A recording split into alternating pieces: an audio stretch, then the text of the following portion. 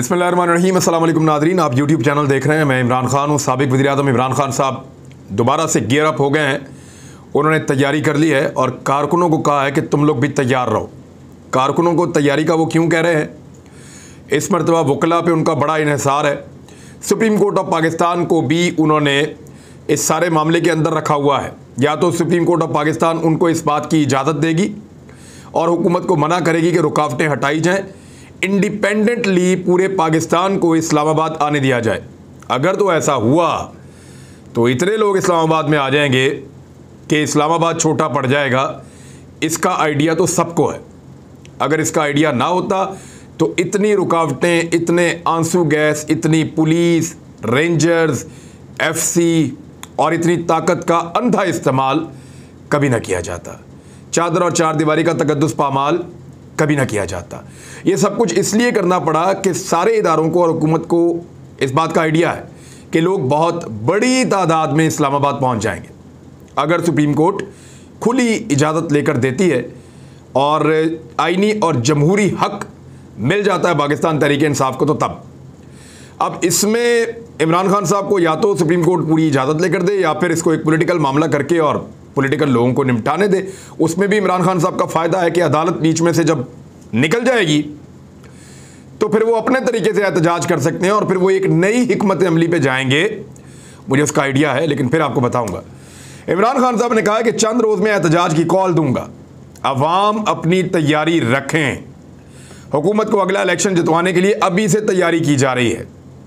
यानी इमरान खान को जिन्होंने निकाला है, मैंने बहुत पहले बताया था, बोल टीवी पे मैंने बताया था और एक दिन ARY पे भी बताया था कि इसके 3 फेजेस होंगे। पहले फेज़ में इमरान खान साहब को निकाला जाएगा, दूसरे फेजेस में अपने काम के बंदों को लाया जाएगा और तीसरे फेज़ में इमरान खान साहब की वापसी के तमाम रास्ते बंद किए जाएंगे। तो पहला फेज़ हो गया, इमरान खान को निकाल दिया। दूसरा हो गया, इंपोर्टेड गवर्नमेंट जो है वो आ गई, उसको यहाँ पे बिठा दिया। और तीसरा फेज़ ये है कि इमरान खान साहब के लिए वो तमाम दरवाजे बंद कर दिए जाएं जो इक़्तिदार की तरफ आते हैं। अब यानी एक बहुत बड़ी जो बेईमानी हो रही है, बहुत बड़ी बेईमानी हो रही है, वो ये हो रही है कि हर हलके में से 50% नौजवानों के वोट दूर दराज इलाकों में फेंके जा रहे हैं। अब कोई आदमी दूर दराज इलाकों में जाकर तो वोट डालेगा नहीं, यानी उनमें से 90% लोग तो वोट डालने जाएंगे ही नहीं, जिनको अपने इलाके में वोट नहीं मिलेगा। और जो बेचारे जाएंगे उनका वोट वहाँ पे कितना मुअस्सर होगा इसका भी कोई आइडिया नहीं है।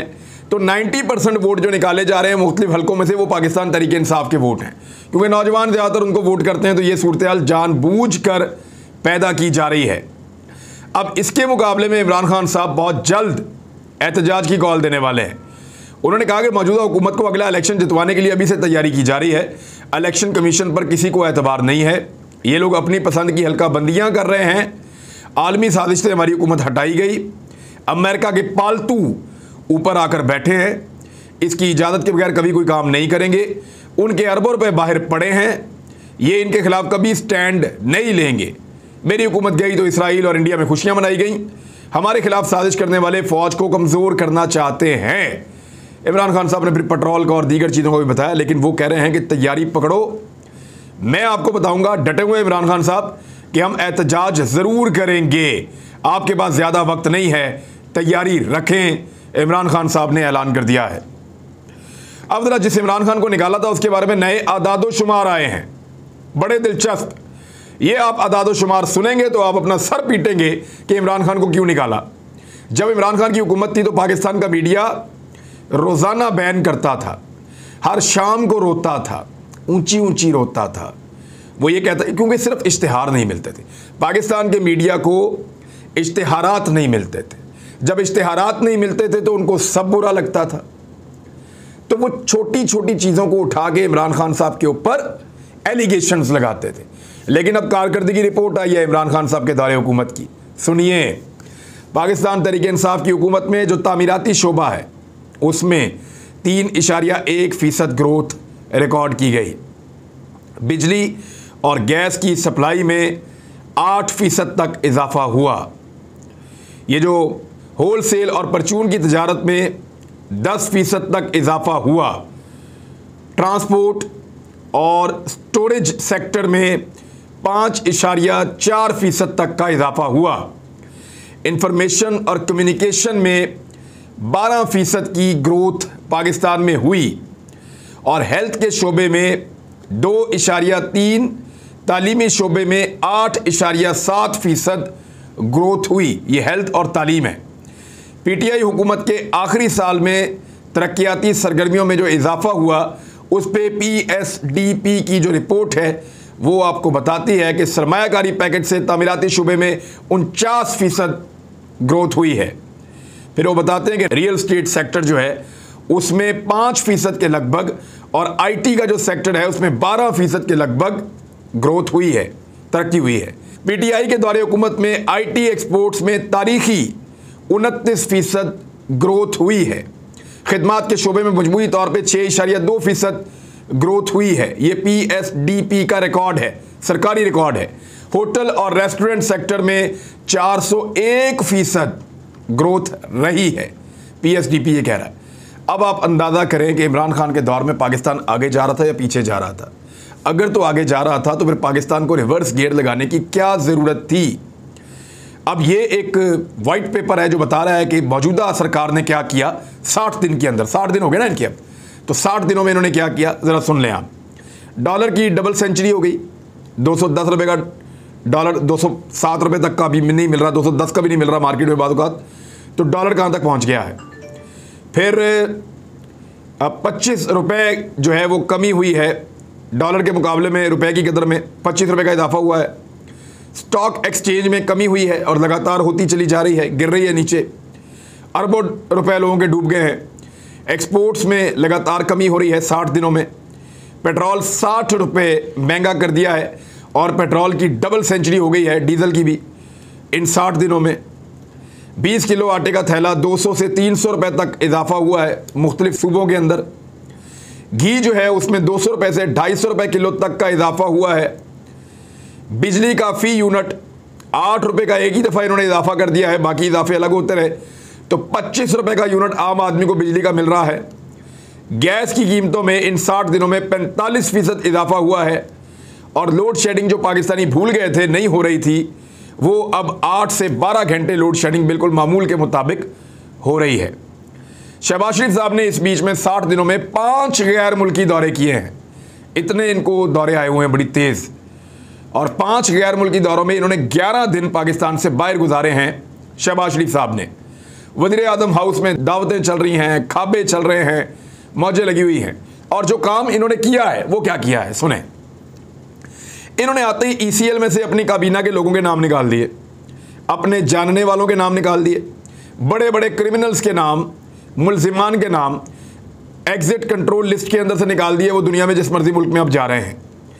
FIA डायरेक्टर जो तफ्तीशी हैं और स्पेशल प्रोसिक्यूटर्स जो हैं उनको तब्दील कर दिया गया आते ही, और साथ ही नैब के कानून को तब्दील कर दिया गया।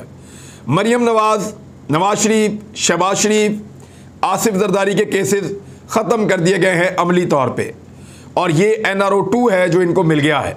तो प्रैक्टिकली जो काम इन्होंने किया वो अपनी ज़ात के लिए और अपने लिए किया। जो ये पब्लिक के लिए कर सकते थे इन्होंने बिल्कुल नहीं किया, बल्कि पब्लिक सेक्टर को बुरी तरह इन्होंने तबाह करके रख दिया है। इस वक्त की सूरत हाल ये है कि पंजाब में फ्लोर मिल्स मालिकान ने फ्लोर मिलों में छापों, गिरफ्तारियों और गंदम पर कब्जे के खिलाफ हड़ताल कर दी है। यानी कार्रवाई करने से पहले ही उनको पता है कि इन्होंने क्या करना है और कैसी बदमाशी होनी है, जिसके बाद सस्ता आटा निज़ाम पूरी तरह मफलूज होकर रह गया है।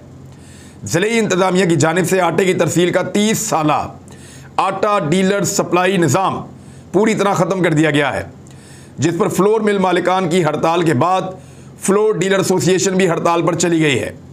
इस तातुल की वजह से सूबे में सस्ते आटे की फरामी मुकम्मल तौर पर बंद हो गई है और अब आवाम को जो आटा है वो उस कीमत पे नहीं मिल रहा जिसका सरकार दावा कर रही है। यानी 1100 रुपये का 20 किलो आटे का थैला मिलता था। बहरान की वजह से मार्केट में 15 किलो आटे का थैला 1200 रुपये का मिल रहा है। आटा भी 5 किलो कम और कीमत भी 100 रुपये ज़्यादा, जबकि 20 किलो का थैला 1550 रुपये में फ़रोख्त हो रहा है। वो थैला जो 1100 रुपये का मिल रहा था वो 1550 रुपये का मिल रहा है, यानी 450 रुपये महंगा। ये अब आप देख लें सूरत हाल। पंजाब में सस्ता आटा नापैद है, लेकिन खैबर पख्तूनख्वा में शहबाज स्पीड सस्ते आटे की फरामी के ऊपर जो है वो एक दावा किया जा रहा है और आवाम को 40 रुपये फ़ी किलो आटा फराम करने का दावा किया जा रहा है, लेकिन इसके बरक्स ये नहीं हो पाया। कहीं किसी जगह पे यूटिलिटी स्टोर्स पे या जो मोबाइल स्टोर्स दावे किए जा रहे हैं कि 100 के करीब काम कर रहे हैं, कहीं पे कोई आटा ना तकसीम किया जा रहा है ना अवेलेबल है। तो इंपोर्टेड सरकार मुकम्मल तौर पे नाअहल साबित हो रही है। बिजली की सूरत हाल में खुर्रम दस्तगीर साहब ने वादा किया था कि बिजली बहुत अच्छी आएगी, शानदार आएगी, 1 मई से लोड शेडिंग ख़त्म हो जाएगी। तो मई का महीना लोगों ने जिस तरह गुजारा, एक अजाब था लोड शेडिंग का, अभी तक वो जारी है। अब जून के महीने में भी लोड शेडिंग हो रही है। अब उनका जनाब का फरमाना है खुर्रम दस्तगीर साहब का कि लोड शेडिंग तो जारी रहेगी, जुलाई में हम कम करने की कोशिश करेंगे। और अभी भी 8 घंटे, 10 घंटे, 12 घंटे, 14 घंटे यहाँ तक मुख्तलिफ इलाकों के अंदर लोड शेडिंग हो रही है। पाकिस्तान में जो बिजली बनाने की कैपेसिटी है, ज़रा मैं आपको बता देता हूँ। इस वक्त ये सरकारी अदाद-ओ-शुमार है, मैं नहीं कह रहा। 41,000 मेगावाट बिजली हम बना सकते हैं। कितनी बना सकते हैं? 41,000 मेगावाट। 41,000 मेगावाट बिजली हम बना सकते हैं। हमारे पास सलाहियत पाकिस्तान में मौजूद है, इतने पावर प्लांट लगे हुए हैं। और हमारी ज़रूरत कितनी है? 28,000 मेगावाट हमारी ज़रूरत है। यानी हमारी जो कैपेसिटी है बिजली बनाने की, उससे भी 13,000 मेगावाट कम बिजली हमें चाहिए। लेकिन हम बना कितनी रहे हैं? हम बना रहे हैं जी 21 साढ़े 21,000 मेगावाट बिजली, यानी 6,500 मेगावाट बिजली हम कम बना रहे हैं। जब 41,000 की सलाहियत है तो 30,000 बनाइए भाई। लोगों को हर घंटा बिजली दें और बग़ैर किसी तात्तुल के बिजली दें, और इजाफी बिजली भी बनाना चाहते हैं तो बनाएं। क्यों नहीं बना रहे आप बिजली? इसका जवाब मैं आपको देता हूं। जवाब बड़ा सादा है और हमाद अज़हर ने उसको और सादा करके लिखा है। इंपोर्टेड ईंधन पर महंगे पावर प्लांट लगाने वाली नून लीग आज खुद उन पावर प्लांट्स को कम पैदावार पर चलने की हिदायत दे रही है, क्योंकि ये बिजली बहुत महंगी बनाते हैं। इसके नतीजे में जो बदतरीन लोड शेडिंग हो रही है, उसके लिए कोई मनसूबाबंदी नहीं है। पावर डिवीज़न में बारिशों के लिए दुआएं की जा रही हैं। बस अगर बारिशें हो जाएं, आपके डैम्स भर जाएं, डैम्स के ज़रिए से आपकी सस्ती बिजली बन जाए, तो फिर आवाम को बिजली मिलेगी, अदरवाइज़ नहीं मिलेगी। सिर्फ बारिश की दुआ हो रही है कि कैशमेंट एरिया ऊपर जाके बन जाए। कैशमेंट एरिया उसको कहते हैं जहाँ पे बारिश ज़्यादा होती है और जो फोकस हो जाता है बारिश का उस साल के लिए।